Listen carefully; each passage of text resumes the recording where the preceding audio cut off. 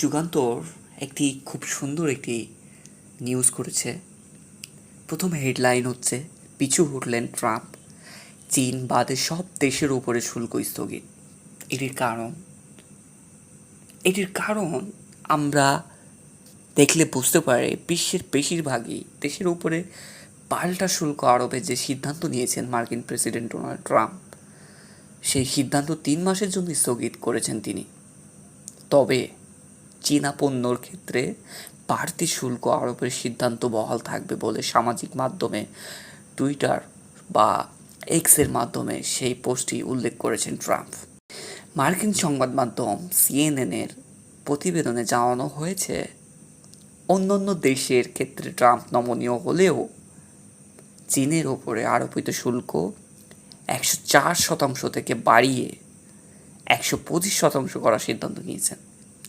মানে আপনাকে বুঝতে হবে যে বিষয়টি কতটা গুরুত্বের সাথে দেখতেছে।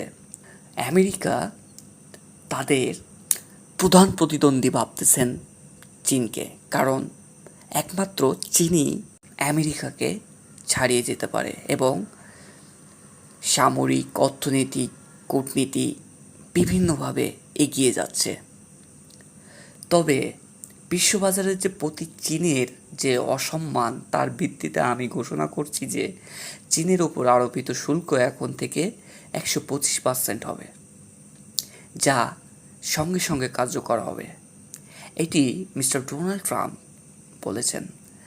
ট্রাম্পের এই সিদ্ধান্ত নিয়ে যুক্তরাষ্ট্রের ট্রেজারি সেক্রেটারি স্টেট বেসেট বলেছেন, এই সিদ্ধান্ত নেওয়ার জন্য ট্রাম্প অসাধারণ সাহস দেখিয়েছেন। তিনি বলেন, আমরা বিশ্বের সমস্ত দেশকে জানিয়েছিলাম, পাল্টা ব্যবস্থা না নিলে তোমরা পুরস্কৃত হবে। সুতরাং যারা আলোচনায় আসতে চায়, আমরা তাদের কথা শুনতে প্রস্তুত। যে বাংলাদেশের যে অর্থনৈতিক অবস্থা, আগামী 3 মাস তারা এই ট্রাম্পের এই শুল্ক নীতি সময় চেয়েছিল। আজকে এই 3 মাস ট্রাম্পের ট্রেজারি বিভাগ সেই সময়টি দিয়েছে। বিষয়টি ভেবে দেখার বিষয়। তবে বাংলাদেশের উপরে পণ্যের উপরে 37% শুল্ক আরোপের সিদ্ধান্ত নিয়েছিলেন। এই ঘোষণার পরপরই প্রধান উপদেষ্টা ডক্টর মোহাম্মদ ইউনূস এক চিঠিতে তিনি 3 মাসের এই বাড়তি শুল্ক আরোপের সিদ্ধান্ত স্থগিতের অনুরোধ করেছিলেন ট্রাম্পকে। শেষ পর্যন্ত সেই পথে হেঁটেছেন ট্রাম্প। বিষয়টি বুঝতে হবে, আমাদের প্রধান উপদেষ্টা তিনি অসামান্য গুণী এবং নোবেল